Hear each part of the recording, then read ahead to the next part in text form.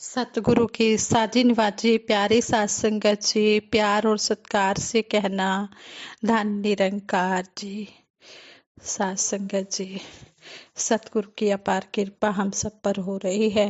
इसी तरह सब पर यह अपार कृपा होती रहे, यही दासी सतगुरु माता जी के चरणों में अरदास करती है। संपूर्ण हरदेव बानी में सतगुरु बाबा हरदेव सिंह जी महाराज फरमाते हैं, जिस जन के हिस्से में साधो ज्ञान उजाला आया है, ब्रह्म क्या है माया क्या है, जान वही जन पाया है। जिसने इस अनमोल ब्रह्म ज्ञान को पा लिया है, उसे ही पता लगा है कि ब्रह्म क्या है और माया क्या है। जो जन आंखें खुली रखेगा वो ठोकर से बच जाएगा। उजियारे का लाभ न लेता जिसकी बुद्धि मंद हुई। कहते हैं कि जो ब्रह्म ज्ञान को प्राप्त नहीं करता उसके बड़े ही दुर्भाग्य ही कहा जाएगा कि उसके बड़े ही नीचे भाग्य हैं जो वो परमपिता परमात्मा को नहीं पा रहा है। कहते हैं कि जिस जन के हिस्से में साधु ज्ञान उजाला आया है, ब्रह्म क्या है माया क्या है, जान वही जन पाया है। उजियारे का लाभ न लेता जिसकी बुद्धि मंद हुई, ठोकर ही खाता है अक्सर जिसकी आंखें बंद हुई।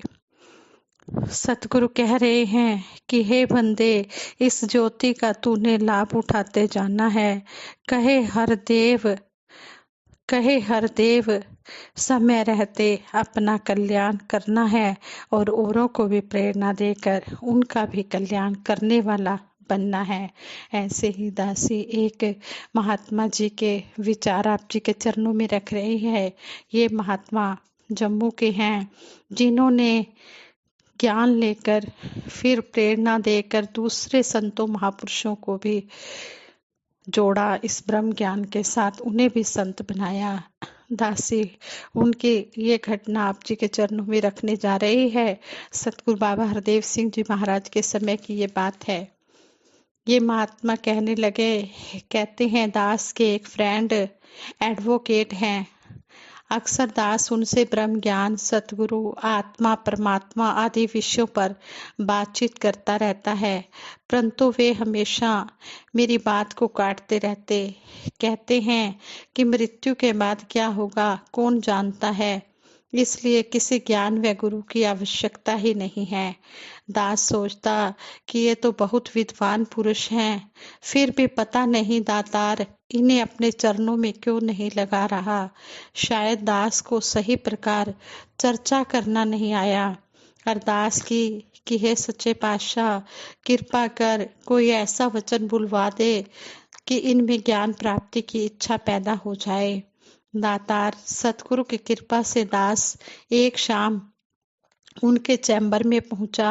उन्होंने मुस्कुराकर वेलकम किया और अपने साथ वाली कुर्सी पर बिठाया। फिर बोले, आज कोई प्रवचन नहीं सुनाओगे? दास को लगा कि शायद हर जगह ज्ञान की चर्चा करने के कारण दास के बारे में लोग यही सोचते हैं कि जब भी ये मिलेगा ज्ञान पर प्रवचन ही करेगा। मन ही मन दास ने अपने सतगुरु का ध्यान करके बात शुरू की। पूछा, एडवोकेट साहब, दुनिया की रंग बिरंगी वस्तुएं हम अपनी आंखों से ही तो देखते हैं ना? वे बोले, हाँ। दास ने पूछा, यदि आंखें बंद कर ली जाए तो क्या दिखेगा? वे बोले, अंधेरा। दास ने फिर क्वेश्चन किया, यदि आंखें किसी कारणवश खराब हो जाएं तो? उनका उत्तर था, फिर तो अंधेरा ही दिखाई देगा। दास ने कहा कि मतलब यह है कि यदि आंखें ना हो तो अंधेरा ही अंधेरा, अर्थात भ्रम, ठोकरें व परेशानी। दास ने अपनी बात को और अधिक स्पष्ट करते हुए कहा कि यदि कुछ समय के लिए लाइट चली जाए तो हम अपने ही घर में अंधेरे से परेशान हो जाते हैं। कई बार अपने ही घर में अपने ही सामान से टकराकर गिर जाते हैं और चोट लग जाती है। अंधेरे में रस्सी देखकर सांप का भ्रम पाल बैठते हैं। वे बोले, आज अंधेरे पर ही प्रवचन करोगे या कुछ ज्ञान की बात भी करोगे? दास ने कहा, भाई साहब, आंखें तो इस पंच भौतिक शरीर के ही अंग हैं, जिन्हें धारण कर आत्मा मृत्यु लोक में आई और इन्हें यहीं छोड़कर जाना है। आंखें तो साथ नहीं जाएंगी, फिर तो वह अंधेरा ही अंधेरा, भटकन, परेशानी। इतने में 3-4 सज्जन एडवोकेट साहब से मिलने के लिए उनके चैम्बर में दाखिल हुए। दास ने वहां से विदा लेना ही ठीक समझा। दास रात को घर लौटा और रात के भोजन के बाद सिमरन करते करते सो गया। अगली सुबह करीब सुबह 5:30 बजे दास के मोबाइल की बेल बजी। देखा तो एडवोकेट साहब का नंबर था। फोन उठाने पर वे एकदम से बोले, सरदार साहब। फोन उठाने पर वे एकदम से बोले, सरदार साहब, आपने डरा दिया।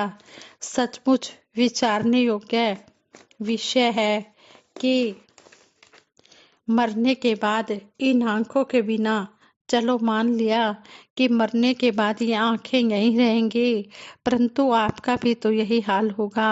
आप भी तो ये आंखें साथ लेकर नहीं जा सकते। चलो अच्छा है, दोनों साथ साथ अंधे रहेंगे। यद्यपि दास नींद में था, फिर भी दास ने एकदम से उत्तर दिया, एडवोकेट साहब, दास का अरेंजमेंट तो हो चुका है, दास का इंतजाम तो हो चुका है। वे फिर बोले, तो क्या आप अपनी आंखें साथ लेकर जाओगे? दास ने कहा, बिल्कुल। वे बोले, यह तो मुश्किल है। दास ने कहा कि यदि ब्रह्म बेटा सतगुरु की कृपा हो तो यह मुश्किल काम भी बड़ी आसानी से संभव हो जाता है और हो चुका है। उन्होंने पूछा, कैसे? दास ने गीता में से भगवान श्री कृष्ण जी का यह वचन दोहराया कि हे अर्जुन, तुम मुझे इन नेत्रों से नहीं देख सकते, वे दिव्य चक्षु तुम्हें मैं दूंगा। सतगुरु बाबा हरदेव सिंह जी महाराज की अपार कृपा से दास को ब्रह्म ज्ञान रूपी आंखें मिल गई हैं, इसलिए शरीर के रहते भी दिव्य प्रकाश है, शरीर के ना रहने पर भी यह दिव्य प्रकाश रहेगा। प्रकाश के कारण ना कोई भ्रम, ना भटकन, ना कोई ठोकर, सिर्फ आनंद ही आनंद। एडवोकेट साहब बोले, मुझे अब समझ में आया है कि आप मुझसे ज्ञान, गुरु आत्मा व परमात्मा की चर्चा क्यों करते हैं। सतगुरु बाबा जी की असीम कृपा से आज वे ज्ञानवान हैं। धन्यवाद सतगुरु बाबा जी का, जिन्होंने उन्हें भी अपने श्री चरणों के साथ लगा लिया।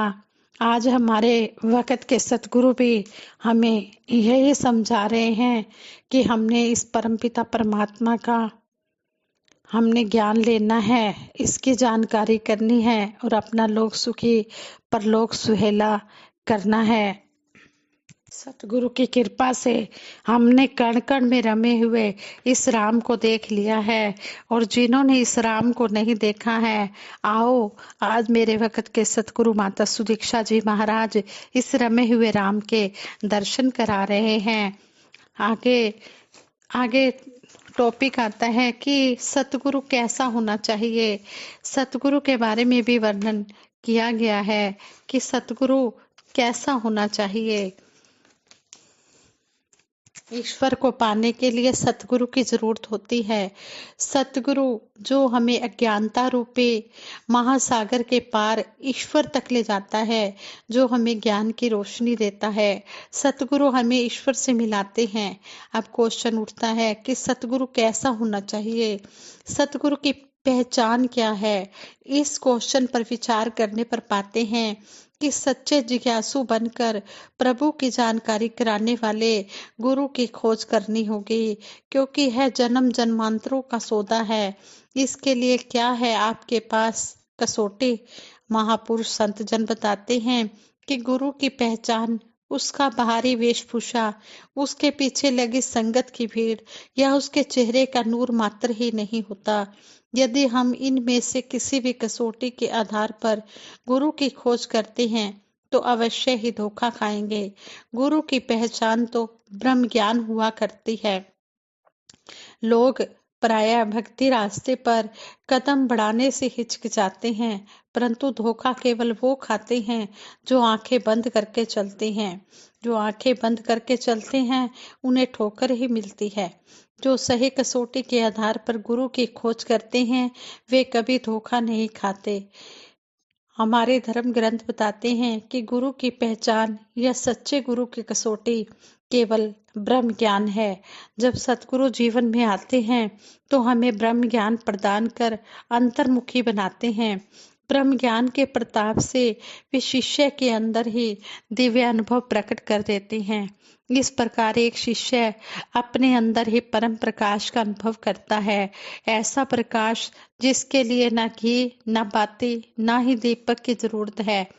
परम प्रकाश रूप दिन राति, नहीं कुछ चाहिए दिया घृत बाती। आज सतगुरु माता सुदीक्षा जी महाराज भी दुनिया को यही मैसेज दे रहे हैं कि मानव को जीवन में खुशियां और आनंद प्राप्त करना है तो परमात्मा को जानकर ही इसकी भक्ति करनी होगी। यही मानव जीवन की सबसे बड़ी सफलता है। जो आज के विचारों का टॉपिक है वो यही है कि हमें सतगुरु ने ये ज्ञान चक्षु दिए हैं और सतगुरु कैसा होना चाहिए ये भी दासी ने आप जी के चरणों में रखा है। अगर कहीं पर कोई गलती हो गई हो तो क्षमा कर देना। और सतगुरु देह का नाम नहीं है, सतगुरु होता ज्ञान है। सतगुरु को एक देह समझना भूल है, अज्ञान है। सतगुरु शरीर का नाम नहीं होता, सतगुरु तो ब्रह्म ज्ञान का नाम होता है। इसलिए देर किस बात की, आ जाओ वक्त के सतगुरु की शरण में और अपने 84 लाख योनियों से बचने के लिए जो मानव जीवन का है हमें ये मानव जीवन मिला है सतगुरु की अपार कृपा से। बड़े भाग मानुष तन पावा, सुर दुर्लभ सद ग्रंथ ही गावा। बड़े मुश्किल से 84 लाख योनियों के बाद ये मनुष्य जन्म मिला है, इसको हम यूं ही ना गंवा कर चले जाएं। मानुष जन्म होत न बारंबार, कहते हैं मानुष जन्म दुर्लभ है होत न बारंबार। ज्यों फल बन भुई गिरे बहुत न लागे डार। जिस तरह वृक्ष से फल पक कर नीचे गिर जाता है फिर वो दोबारा वृक्ष पर नहीं लगता, इसी तरह ये मनुष्य जन्म अगर एक बार हाथों से निकल गया, जितने श्वास मालिक ने बख्शे हैं वो पूरे हो गए और इस परम पिता परमात्मा को न जाना तो फिर 84 लाख योनियों में ही जाना पड़ेगा। मानुष जन्म आखिरी पौड़ी, तिलक गया तेवारी गई, कहे अवतार 84 वाली, गाल कमाई सारी गई। ये मनुष्य जन्म जो है यह आखिरी पौड़ी है। अगर इस आखिरी पौड़ी से फिसल गए तो फिर वही 84 लाख योनियों में ही जाएंगे। इसलिए संपूर्ण अवतार वाणी में भी शहनशाह जी शब्द नंबर 150 में समझाते हैं, मौत दे रावे जिथे बंदे धुंध गुबार अंधेरा है, ज्ञान दी ज्योति पास च तेरे चानर रस्ता तेरा है। रिश्तेदारी ऐस जहाँ दी उत्थे रखना मेल नहीं, सिर्फ नाम दी दौलत बाजो दूजा होना खेल नहीं। जानदी वारी खाली हसी कारू ਅਤੇ सिकंदर दा, सतगुर बाजो कोई नहीं साथी धर्मराज दे मंदिर दा। जो कुछ दिसता है सब कुछ झूठा है, मिट जाना इस माया ने, एक दिन हो जाना ये मिट्टी मिट्टी दी इस काया ने। इस तरह हमें सतगुरु समझा रहे हैं कि ये जो शरीर मिला है ये मिट्टी का ही है और मिट्टी में ही मिल जाना है। इसलिए समय रहते तू अपना ये काम कर ले। जिन्होंने ये काम कर लिया है मुबारक है और जिन्होंने नहीं किया है अभी भी समय है। समय की कदर करें, समा गया फिर हाथ नहीं आना, अंत समय पछताएगा। धर्म राय ने जमजा गले रोएगा कुरलाएगा। ये शहनशाह जी ने उनके लिए लिखी हैं जिन्होंने अभी तक इस परमपिता परमात्मा को नहीं जाना है कि समय जब एक बार हाथ से निकल गया फिर दोबारा हाथ आने वाला नहीं है। इसलिए हम समय की कदर करते हुए इस ब्रह्म ज्ञान को पाएं और अपने पूर्ण सतगुरु की शरण में आएं। जिस तरह हम आए हैं अपने पूर्ण सतगुरु की शरण में, सतगुरु माता सुदीक्षा जी महाराज की शरण में, इसी तरह आप भी ये सतगुरु की शरण में आ जाओ। ये सारे संसार के लिए आया हुआ है। हमारा निरंकारी मिशन जो है धर्म जोड़ता है, तोड़ता नहीं। ये सबको एक जगह बिठाकर प्यार ही प्यार सिखाता है और सबको एक जैसा ही ब्रह्म ज्ञान दे रहा है। सतगुरु कहते हैं कि हमने सभी का एक समान आदर भाव करना है, सभी के साथ प्यार से रहना है। इन बातों को हम अमल करते जाएं और सतगुरु की रहमतों को पाते चले जाएं। साथ संगत जी प्यार से कहना, धन निरंकार जी।